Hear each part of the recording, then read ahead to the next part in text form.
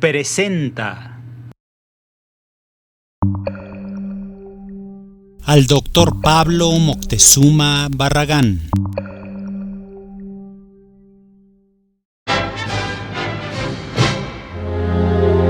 A 45 años del movimiento de 68. Se cumplen 45 años del movimiento de 68 y de la brutal represión del 2 de octubre de ese mismo año. Esa represión fue un golpe contundente en contra del movimiento, no solo estudiantil, el movimiento popular en México.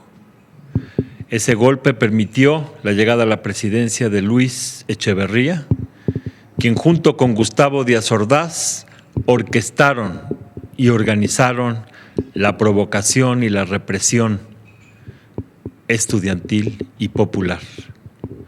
El movimiento de 68 se da en un contexto mundial de grandes movilizaciones en muchísimos países, en Estados Unidos, en Japón, en Francia, en Alemania, en Italia, en España, en China, en nuestro continente, en Argentina, en Bolivia, Brasil, Perú, Uruguay. También en la India y en Turquía se desarrollaron grandes movilizaciones, pero en ningún lugar la movilización fue reprimida con tal violencia como en nuestro país. El presidente, que era Gustavo Díaz Ordaz, todo el movimiento le hacía caricaturas de chango, de gorila, porque bueno, muchos de ustedes han visto su fotografía. Parecía realmente un gorila y actuó como un gorila en combinación con Luis Echeverría. Los dos fueron los que orquestaron esta matanza, y lo que hicieron fue infiltrar guardias que le llamaron el Batallón Olimpia. Traían un guante blanco y además elementos del Estado Mayor Presidencial. El jefe del Estado Mayor Presidencial era Luis Gutiérrez Oropeza, y con Echeverría trabajaba Fernando Gutiérrez Barrios. Entonces, cuando se está desarrollando este mitin, empiezan a dispararle al ejército, y el ejército, al ver que le disparan, pues empieza a disparar a mansalva. Había alrededor de 8,000, y no nada más estudiantes, porque también había obreros, había gente del pueblo. Ya el movimiento había ido creciendo, y en esta matanza no se sabe cuántos murieron. No se sabe porque pues muchos los enterraron ahí mismo, otros se los llevaron en camiones para incinerarlos en el campo militar número 1, otros desde los aviones los tiraron al mar. En fin, no podremos saber cuántos murieron, pero murieron cientos de mexicanos. Cabe mencionar que tanto Díaz Ordaz como Echeverría, como Gutiérrez Barrios, como Luis González Oropeza estaban trabajando y coordinándose con la CIA de los Estados Unidos de Norteamérica. Ha habido muchos documentos, varios libros de exagentes de la CIA, incluso del que era Winston Scott, que era el jefe de la estación de la CIA aquí en México, que habla de que los gringos tenían aquí un operativo que le llamaban Litempo, con agentes que trabajaban a su servicio. Díaz Ordaz era Litempo 2, Echeverría Litempo 8, Fernando Gutiérrez Barrios Litempo 12, etc. Entonces todos estaban coordinándose también con los gringos. Pero eso sí, le echaban la culpa a los comunistas de las manifestaciones y de la violencia, cuando fue el mismo gobierno el que provocó esta violencia. En ese 26 de julio de 68 se juntan la marcha que venía del Politécnico para condenar la represión de los granaderos con la marcha del 26 de julio, y empiezan a oírse gritos de Zócalo, Zócalo, Zócalo, y entonces ya empiezan a dirigirse todo el Zócalo. Llegan los granaderos y les dan una santa madriza, pero de aquellas, o sea, fue una represión muy brutal. Pero curiosamente todos los basureros de la zona estaban llenos de piedras. Entonces los estudiantes agarraron las piedras y se dio un enfrentamiento tan duro que hubo 8 muertos y 500 heridos. O sea, se puso tremendo ese 26 de julio. pero esto otra vez fue provocado por la represión de los granaderos y por el hecho de que alguien llenó de piedras los basureros para que pues se pudiera dar este enfrentamiento. Y otra situación que se dio, y es algo que usan mucho los gobiernos del PRI, que es meter provocadores, meter infiltrados a que hagan desmadre y medio. Entonces hubo un grupo de infiltrados golpeando gente, transeúntes, asaltaron una joyería, etcétera, ¿no? Esto siempre lo hace el gobierno para luego acusar al movimiento y poder reprimir. Total que esa noche se puso del cocol ese 26 de agosto y los estudiantes ya lo único que hicieron pues fue irse a refugiar a San Ildefonso, que como ustedes saben está cerca del Zócalo.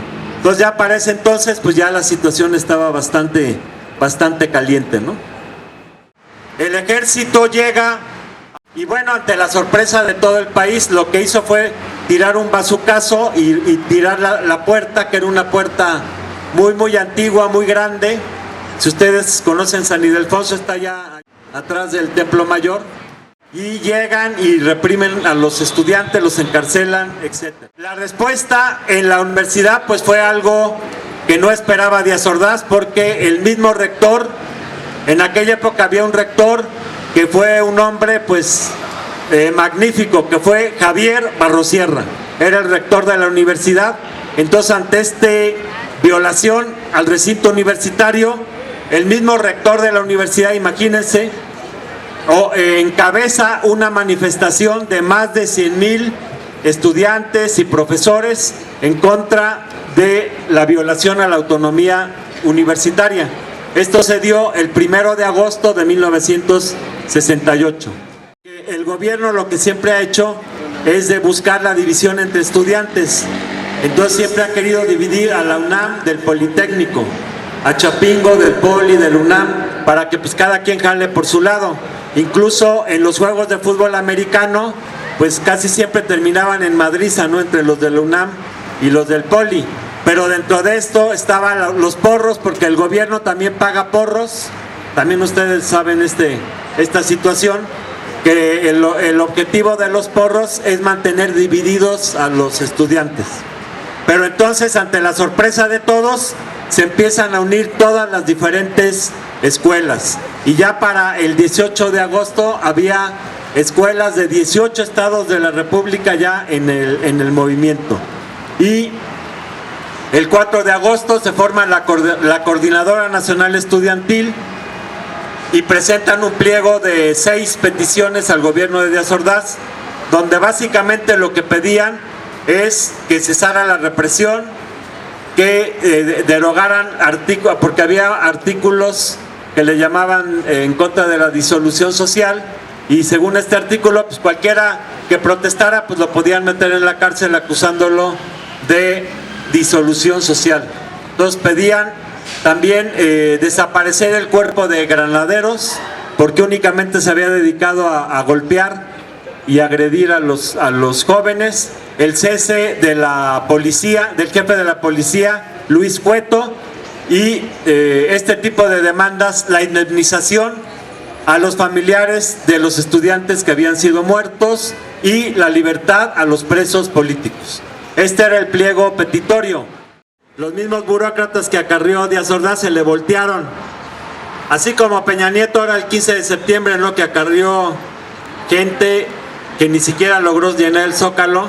Pero aunque hizo ese acarreo Peña, pues hubo mucho abucheo en contra de él el 15 de septiembre. Pues así sucedió con Díaz Ordaz.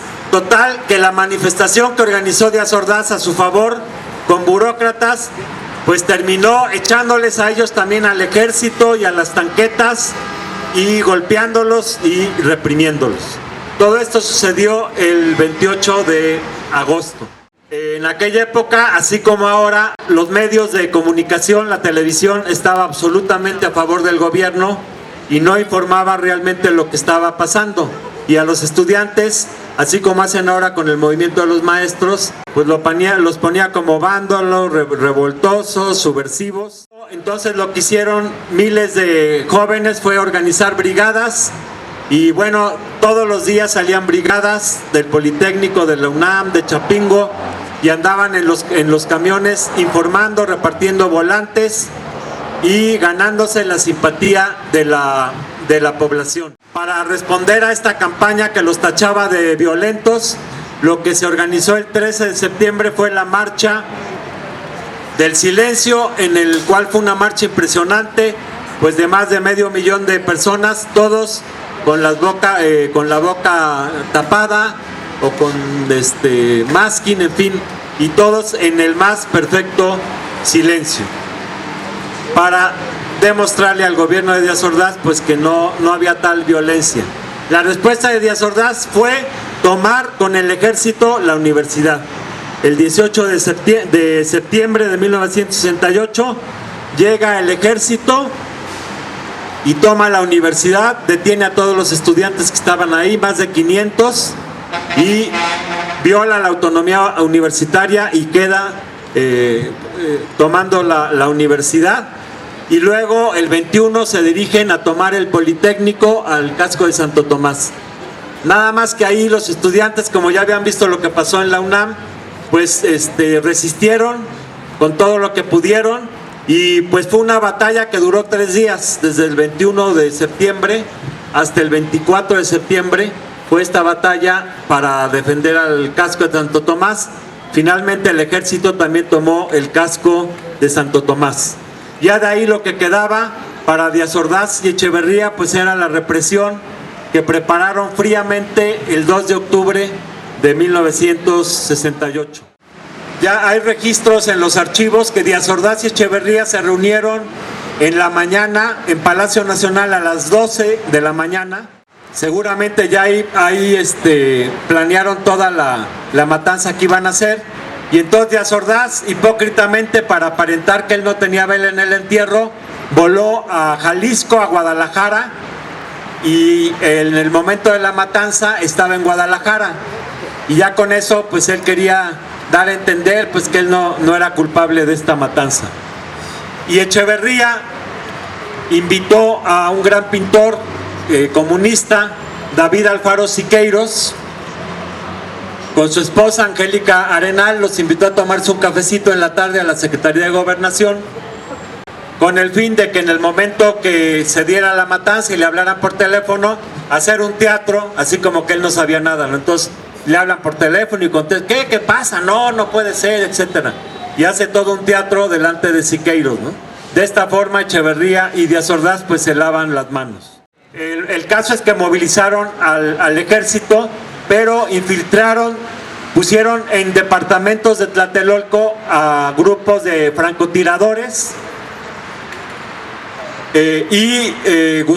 Fernando Gutiérrez Barrios infiltró también a estos del batallón Olimpia, que eran los del guante blanco, para que en medio del mitin empezaran a dispararle en contra de los soldados y en contra de los estudiantes. Entonces los soldados, al ver que les disparaban, pues comenzaron a disparar, y pues ahí se hizo la gran matazón, fríamente calculada por Díaz Ordaz y Echeverría, que además no era la primera vez que actuaban así. Hacía poco tiempo, en 1960 en Chilpancingo, igual para reprimir un movimiento hicieron lo mismo, poner francotiradores que le dispararan al ejército para que el ejército le disparara a los manifestantes. Y lo mismo hicieron el 15 de septiembre de 1961 en San Luis Potosí. Había en aquella época el movimiento del doctor Salvador Nava, con una gran movilización, hicieron lo mismo, poner francotiradores para tirar al ejército, y así el ejército, viéndose agredido, atacara a los manifestantes. Entonces, bueno, todo esto hay que tomarlo muy en cuenta, porque así actúa el PRI gobierno. Así actuó hace 45 años y así actúa Peña Nieto. Desde el 1 de diciembre todos vimos cómo hubo un grupo de 30, 40 provocadores armando desmadre, rompiendo casetas telefónicas y vidrios, en fin. Y ya con esto se justifica la represión, pero al que reprimen no es al provocador, reprimen a estudiantes inocentes. Lo mismo sucedió el 10 de junio, el 10 de junio pasado, y es el modo de operar del PRI. Lo mismo hizo Echeverría en 1971, el 10 de junio, con sus halcones. Por eso toda esta experiencia es muy importante para nosotros, porque hoy por hoy en México se desarrollan grandes movimientos en contra de la reforma energética, en contra de la reforma educativa, que claro, la televisión pues no da ninguna información.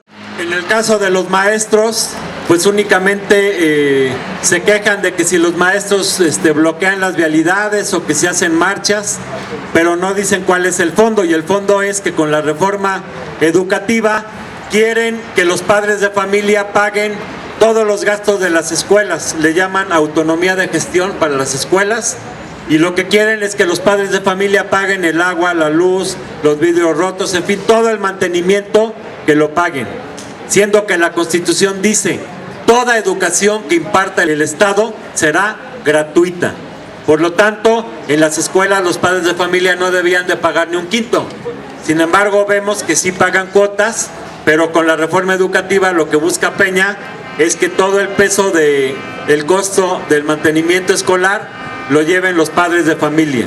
Y también lo que quiere, con las supuestas evaluaciones, tener la mano ancha para despedir a miles y miles de maestros. Hay 1.200.000 maestros, y pues hacer un mercado después de despedirlos, pues vender las plazas, en fin, lo que buscan es la privatización de la educación, y los maestros ya tienen su plaza asegurada, y ahora el gobierno de Peña, de un plumazo con la reforma educativa, pues los está sometiendo a que en cualquier momento puedan ser despedidos. Es por eso la protesta de los maestros, y además porque la tal reforma educativa de educativa no tiene nada, no habla de educación, es una reforma laboral, pero en ningún momento toma medidas para que mejore la educación. Y en el caso de la reforma energética, pues es lo mismo, ¿no? Es un plan para que sean las grandes corporaciones privadas, extranjeras y nacionales las que exploten, distribuyan, refinen nuestro petróleo, para que esta empresa, que es la más rica del país, sus ganancias vayan en parte a compañías extranjeras, donde claro, los funcionarios pues están bien colocados, ¿no? Entonces, hoy por hoy en México se está desarrollando un gran movimiento en contra de un gobierno del PRI, que bueno, dice Peña que es el nuevo PRI, pero pues todos vemos que de nuevo no tiene nada, ¿no? Ya desde Atenco vimos cómo es el PRI de Peña Nieto. Allí en Atenco querían construir un aeropuerto y destruir al pueblo, o sea, acabar con el pueblo, comprar todo el pueblo, toda la tierra, y a construir encima del pueblo, en donde esté el pueblo, el aeropuerto. Entonces la gente lógicamente se organizó para oponerse. Claro, iba a ser un gran negocio para la gente del PRI, para la gente de Peña, por lo cual pues agarraron mucho coraje, y pues todos sabemos cómo la represión que organizó ahí Peña, donde incluso mataron a dos jóvenes, a Alexis Olín Benumea y a Javier Cortés Santiago, dos jóvenes que los mataron en esa represión. Entonces, bueno, ese viejo PRI pues sigue actuando. Claro, ya no pueden ser tan descarados como en 68, de hacer así una matazón abierta, porque pues inmediatamente pues se armaría una revolución, ¿no? Pero sí es muy claro que siguen con sus métodos represivos. Por eso es muy importante que como movimiento, y hoy por hoy se está reactivando el movimiento estudiantil. La semana pasada pues hubo paro en decenas de escuelas, tanto de la universidad como del Politécnico, y en varios estados de la República se está reactivando el movimiento. Es importante tomar experiencia del 68 para que sea un movimiento muy organizado, para evitar esta cuestión de las infiltraciones y todo este tipo de excusas que busca el gobierno para reprimir los movimientos. Porque de lo que se trata no es de que nos repriman, de lo que se trata es de ganar. Y para ganar hay que estar bien disciplinados, organizados, conscientes. Y bueno, creo que es muy importante que ya la juventud empiece a estar en movimiento, porque con los planes que tienen estos gobiernos al servicio de corporaciones extranjeras, pues nos están quitando todo futuro como mexicanos y como jóvenes. Quieren que nuestro petróleo se lo lleven las corporaciones, esas mismas corporaciones que hace 100 años organizaron el asesinato del presidente Madero porque les metió un impuesto de 3 centavos por barril de petróleo, y entonces se encabronaron, fueron con el embajador gringo Henry Lane Wilson y organizaron un complot para derrocar y asesinar a Madero. Fueron esas mismas petroleras, y esas mismas petroleras, cuando Carranza les metió en 1918 un impuesto, también financiaron un movimiento para derrocarlo y asesinarlo. Esas petroleras, no solamente aquí en México, por ejemplo en Argentina, al presidente Ilía igual lo derrocaron porque se atrevió a atentar contra los intereses de estas compañías petroleras. En Irán derrocaron al gobierno en 1953 por lo mismo. Entonces lo que está haciendo Peña es abrirle las puertas a estas compañías que son unos verdaderos tiburones y que solamente buscan su beneficio. Quieren adueñarse de nuestro petróleo, de nuestras riquezas. Calderón, Fox, Peña le han dado a las mineras más de la 1/4 parte del territorio nacional. México mide 200 millones de hectáreas, pues ya les concesionaron 55 millones de hectáreas a mineras extranjeras que se llevan nuestro oro, nuestra plata, nuestros minerales, y ¿qué dejan? Pura contaminación, y pagan de impuestos una ridícula cantidad de 5 pesos, de 5 a 100 pesos por hectárea por año. O sea, es un verdadero robo. Entonces, abiertamente estos gobiernos buscan las ganancias para grandes empresas. Por ejemplo, Calderón, Muriño hicieron contratos por 19,000 millones de dólares con la Repsol española para comprar gas. Por eso está tan caro el gas en nuestras casas, porque es gas que viene de España.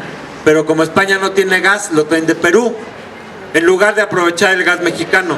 Vayan a Salamanca, vayan a Tula, el gas mexicano lo están quemando día y noche, y se les hace mejor negocio comprarle el gas a los españoles. Claro, en todo lógicamente pues llevan su mordida, ¿no? Entonces son gobiernos que únicamente buscan enriquecerse, así como fue en la época de Porfirio Díaz, o como en la época de Santana, o como en la época de los virreyes, a costa del pueblo trabajador. El año pasado hicieron una reforma laboral, pues que es una mentada de madre, porque quitan todos los derechos. Ya no hay jornada de 8 horas, ya no hay plazas, porque antes, cuando un joven entraba a trabajar, a los 6 meses o al poco tiempo ya tenía su plaza, ya tenía su permanencia, tenía prestaciones, servicio médico, aguinaldos, todas las prestaciones.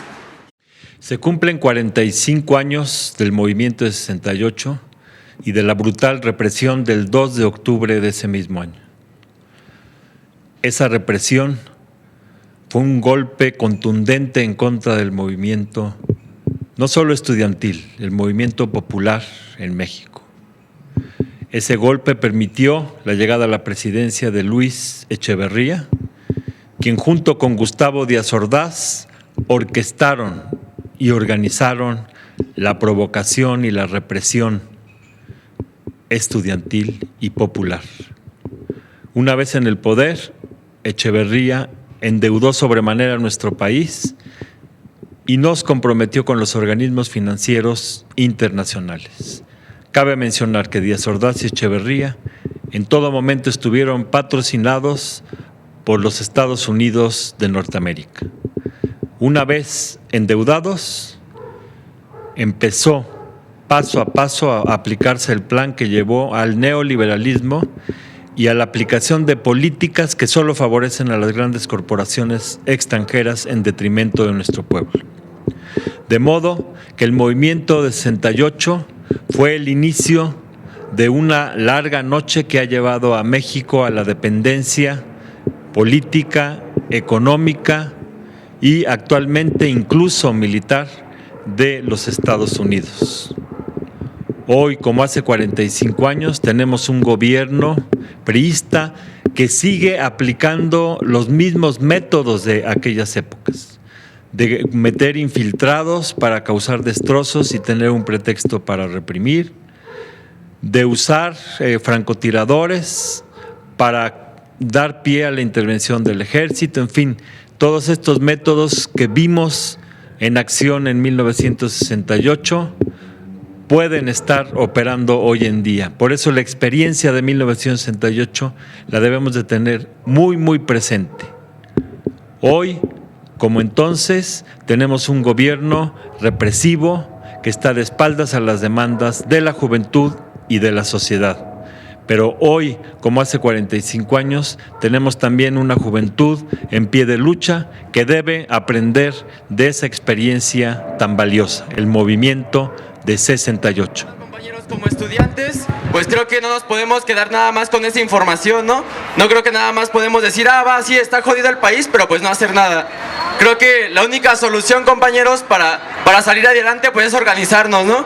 Y bueno, en primera instancia queremos invitarlos a que marchemos juntos este 2 de octubre, pues digamos, es un día de luto, va a haber una marcha que va a salir a las 4 de la tarde, creo que es de la Plaza de las Tres Culturas, y bueno, compañeros, aquí nos vamos a ver a las 2:30 en la explanada central.